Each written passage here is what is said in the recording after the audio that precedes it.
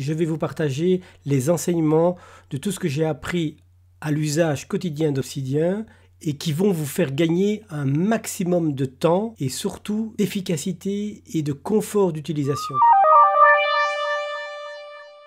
Salut les bienveilleurs! Eh bien oui, j'ai été victime de l'adage qui veut que le mieux est l'ennemi du bien. J'ai voulu préparer des tutoriels de plus en plus affinés, de plus en plus précis. Résultat des courses, je postpose l'enregistrement. Cette fois-ci, aujourd'hui, je me suis dit, ça suffit, j'en reste là, je vais vous partager les enseignements de tout ce que j'ai appris à l'usage quotidien d'Obsidian et qui vont vous faire gagner un maximum de temps et surtout d'efficacité et de confort d'utilisation. Car n'oubliez pas, si vous voulez installer une nouvelle habitude, il est important de diminuer ce qu'on appelle les frictions, c'est-à-dire que à l'usage, une application, un nouvel outil ou simplement une nouvelle habitude doit être la plus facile possible. Et c'est ce que nous allons voir aujourd'hui. Mais je voudrais d'abord commencer par répondre à une question qui m'a été posée sur la chaîne YouTube consacrée au tutoriel, à savoir comment faire pour récupérer des fichiers ou des notes que l'on aurait par erreur ou malencontreusement effacés ou remplacés par un autre contenu. Alors il n'y a pas de miracle en informatique, ce qui est important de comprendre, c'est qu'il faut faire des backups réguliers. Alors la solution la plus simple consiste tout simplement, si vous voyez par exemple ici je suis dans mon réseau de savoir tutoriel Obsidian, je prends le folder qui contient mon tutoriel Obsidian, je clique ici à droite sur Mac et avec les outils que j'ai et je compresse le tutoriel Obsidian. Ensuite, ce que je fais par habitude, vous avez bien sûr la date qui est sauvée, mais moi j'aime bien marquer la date en chiffre inverse, c'est-à-dire d'abord l'année, ensuite le mois, ensuite le jour, et comme ça j'ai une version actuelle. Si jamais je fais un malheur avec mon tutoriel, mon réseau de savoir actuel, je peux toujours aller rechercher celui-là. Naturellement, tout ce que j'aurais fait entre temps et qui est resté utile, il est perdu. Voilà pour une première manière de faire. Vous pouvez bien sûr automatiser, il y a des logiciels qui font des copies systématiques. Si vous utilisez par exemple Dropbox, vous allez voir que bien sûr, avec Dropbox, vous pouvez récupérer des anciennes versions, mais ne faites confiance qu'à vous-même, et c'est d'ailleurs la nature même d'Obsidian de stocker dans des folders sur votre propre disque dur. Il est donc normal que vous reposiez sur vos propres compétences et vos propres actions pour le faire. Maintenant, il y a quelque chose de superbement intéressant que j'avais oublié de signaler dans la réponse aux commentaires et que je vais vous montrer tout de suite. Je vais donc aller dans les paramètres et je vais aller vérifier ou activer dans les plugins principaux, c'est-à-dire les plugins qui sont offerts et qui sont mis à disposition directement par Obsidian sans que vous ayez à installer quoi que ce soit. Je vais voir ici, vous voyez explorateur de fichiers, un ensemble de paramètres, et ce que je vais regarder, c'est le paramètre récupération de fichiers vous permet de restaurer des instantanés récents pour récupérer d'une perte de données accidentelle. C'est exactement ce dont on a besoin. Je vais donc l'activer. À partir du moment où c'est activé, vous voyez que les plugins activés sont ici et que je peux donc aller récupérer ou modifier les configurations, les options qui vont être choisies. Alors qu'est-ce qui se passe? J'ai le choix par exemple ici, intervalle entre les instantanés. Vous voyez ici, là il est configuré pour 1 minute, c'est-à-dire que toutes les minutes, si un fichier est changé, il va être stocké quelque part. Naturellement, vous démultipliez le nombre de copies de la même note. Il faut le savoir, ça va donc prendre de la place dans votre disque dur. Vous avez aussi une durée de l'historique des instantanés, c'est-à-dire que vous pouvez choisir de les effacer après 7 jours, 10 jours, 15 jours ou 2 jours. D'accord? Ici, je vais les laisser à 7. Ici, je vais placer l'intervalle dans les instantanés à 1 minute. Ça, c'est beaucoup trop court. Donc, je vous conseille de le faire toutes les 5, 10 ou 15 minutes. Ça sera toujours bien comme ça. Mais ici, on va laisser sur 1 de manière à ce qu'on puisse aller voir ce que ça donne quand on va modifier des documents, comme ici, notre échelle de temps est un peu plus compressée. Ce que vous pouvez voir après, c'est on va pouvoir aller voir les instantanés et on va pouvoir les supprimer si on estime que tout ce qui s'est passé jusqu'à présent, et c'est peut-être une bonne habitude pour éviter de s'encombrer avec des anciennes choses, de pouvoir les supprimer et repartir sur un bon pied. Comme nous venons d'activer le plugin, il est évident que nous n'avons pas d'instantané. Si je clique sur voir les instantanés, qu'est-ce que je vois? Aucun instantané trouvé, ça m'a l'air tout à fait normal. Le rafraîchissement est toutes les minutes, je vais donc très vite avoir quelque chose à vous montrer pendant même ce tutoriel.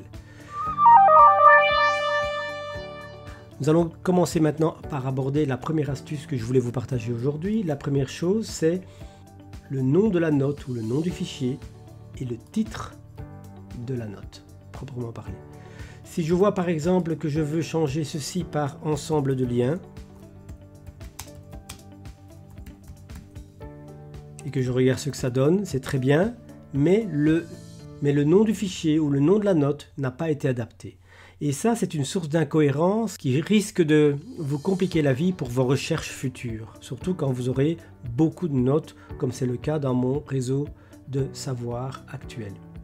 Je vais donc adapter le titre et le copier dans le nom de la note, de manière à ce que il soit cohérent. Vous voyez, un lien mis à jour. Pourquoi? Parce que cette note qui s'appelait document 2 auparavant, elle était référencée dans DémoLien, mais vous voyez qu'il a effectivement bien adapté le titre. Si je vais voir dedans, ensemble de liens, voilà. Si je remplace maintenant par un ensemble de liens, vous voyez que le lien a été mis à jour, mais le titre ne l'est pas. Et vous allez comme ça courir après le titre ou le nom du fichier en permanence. Et pour ça, je voudrais vous conseiller d'utiliser un plugin que je trouve particulièrement précieux. Nous allons l'installer tout de suite. Plugin tiers. Alors je vous rappelle que pour pouvoir installer des plugins tiers, il faut désactiver le mode sans échec, mais si vous prenez des plugins qui sont avérés, qui sont je dirais chargés par un grand nombre d'utilisateurs, vous avez très peu de risques de quoi que ce soit. Donc n'hésitez pas, désactiver le mode sans échec et je peux parcourir.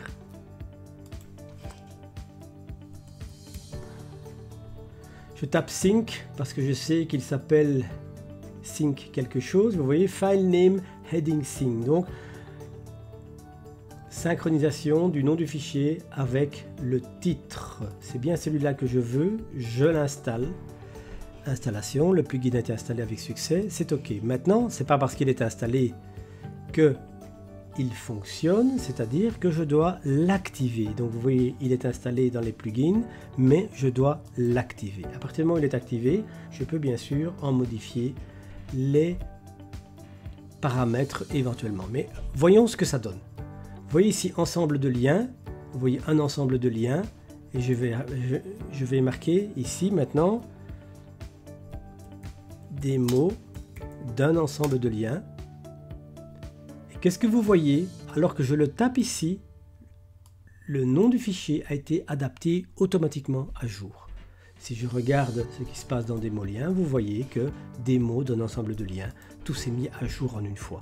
Si je veux revenir au titre précédent, mais cette fois-ci en le modifiant dans le nom du fichier, je vais simplement taper ce que j'ai envie. Et vous voyez qu'automatiquement le titre se met à jour. Ça, c'est vraiment très puissant et ça va vous permettre de travailler très confortablement dans le futur en vous assurant que le titre que vous lisez dans votre note est bien le nom du fichier. Et ça, pour vos recherches, je peux vous dire que c'est une fameuse facilité. Alors, regardons 2-3 cas d'application de ce plugin. D'abord, nous allons créer un nouveau document. Et vous voyez qu'automatiquement, il crée un titre équivalent à ici, je vais l'appeler démo 1 et vous voyez automatiquement il a créé démo 1, une belle démo. Ok, si maintenant je remplace ça par 0,1, vous voyez que tout va bien, tout s'adapte. La seule chose, c'est que parfois je vais vouloir ajouter du texte avant le titre. Par exemple ici, si je vais marquer, je ne sais pas moi, les tags, voilà, et que je change des mots en 0,1, qu'est-ce que vous voyez? Il a ajouté en haut parce que le plugin n'a pas compris que le titre était déjà présent, mais il est présent un tout petit peu plus bas. Alors cet exemple est un peu tordu, je le reconnais. Je vais donc par contre vous montrer un cas où véritablement ça devient un problème. Lorsque je vais vouloir ajouter un alias, alors on a vu ça dans le tutoriel sur les alias. Pour introduire un alias, c'est-à-dire un synonyme qui permet de retrouver plus facilement, par exemple dans ce cas-ci nous allons introduire un alias qui s'appelle démonstration à la place de démo, d'accord? Pour pouvoir ajouter un alias, je dois absolument le placer en tout début de fichier. Comment fait-on un alias? 3 tirets à la ligne, aliasis, tiret, ceci, démonstration. Je ne sais pas si j'en ai un autre, pour le moment j'en ai pas d'autre. Et voilà. Voilà comment je fabrique un alias. Si je regarde en exploration, vous voyez metadata, démo 01, c'est tout ça, ça c'est très bien. Alias démonstration, c'est-à-dire que si maintenant je vais dans démo de lien, je peux appeler le lien en appelant démonstration comme si c'était un véritable fichier, mais ce n'est qu'un alias. Et vous voyez, c'est bien le nom du fichier suivi du nom de l'alias, tout va très bien. Si maintenant je reviens dans ce fichier-ci, qu'est-ce que je vois? Tout d'un coup, mon plugin a ajouté un nouveau titre parce qu'il s'est dit, tiens, il n'y a pas de titre puisque je ne vois rien à la première ligne. Et j'ai donc démo 01, démo 01. Ça, c'est véritablement très embêtant car je ne suis même pas sûr, je vais vérifier tout de suite, je ne suis même pas sûr que l'alias fonctionne encore. Allons voir. Et retapons l'alias, démonstration. Et vous voyez, il ne me propose plus l'alias démonstration. Pourquoi? Tout simplement parce que ici dans ma démo 01, mon alias n'est pas en début de fichier. Et pourquoi? Parce que le plugin a ajouté un titre en première ligne. Heureusement, les concepteurs de ce plugin ont prévu le coup. Et ce que vous pouvez faire et que je vous conseille de faire et que moi je fais en particulier, c'est d'utiliser un des paramètres dans les options de plugin, File Name Heading Thing, et vous voyez Number of Lines to Check. Donc là, vous indiquez le nombre de lignes dans lequel le plugin va les vérifier si oui ou non il y a un titre. Et s'il les trouve dans ces lignes-là, et moi je le mets directement sur 10, il ne va pas reconstruire le lien. Donc ici, je peux maintenant nettoyer ça, remettre mon alias qui fonctionne et je peux passer en mode normal et vous voyez, il n'a rien ajouté. Et même que du contraire, si je change ceci, qu'est-ce que vous voyez? Le plugin fonctionne bien, il a toujours bien synchronisé le titre et le nom du fichier alors que la démonstration, l'alias de la démonstration est toujours bien opérationnel. Maintenant que le plugin n'ajoute pas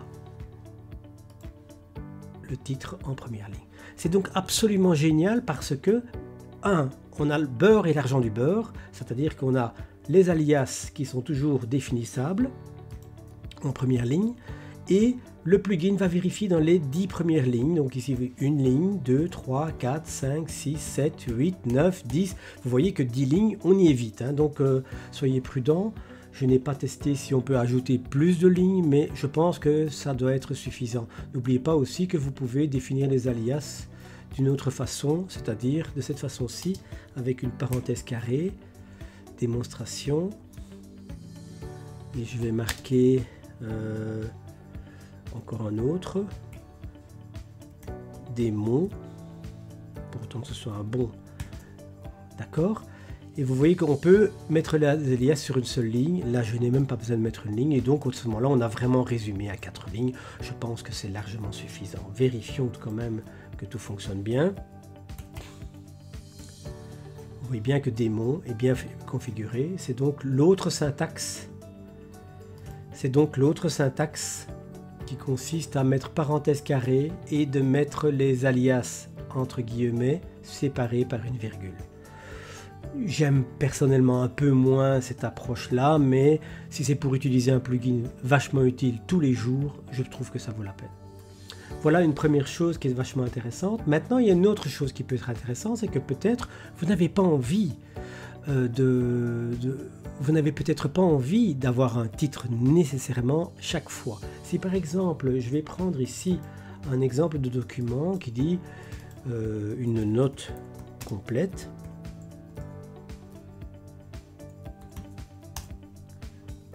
voyez que le titre et le nom sont adaptés. Et je vais dire voilà, une belle note. Et je vais ajouter la démonstration. Démonstration. On va prendre des mots, soit. Et je veux par exemple que la note que je viens d'attacher là maintenant avec le lien apparaisse d'une manière explicite. Et pour ça, il suffit de appuyer sur point d'exclamation. On va mettre un espace quand même, ce sera un peu plus joli. Et qu'est-ce que je vois? Je vois une belle note, je vois le nom du fichier, je vois le titre, une belle démo. Et pour moi, ça fait un peu beaucoup. Si je vais voir dedans, c'est normal. Vous avez démo 1, démo 1, une belle démo.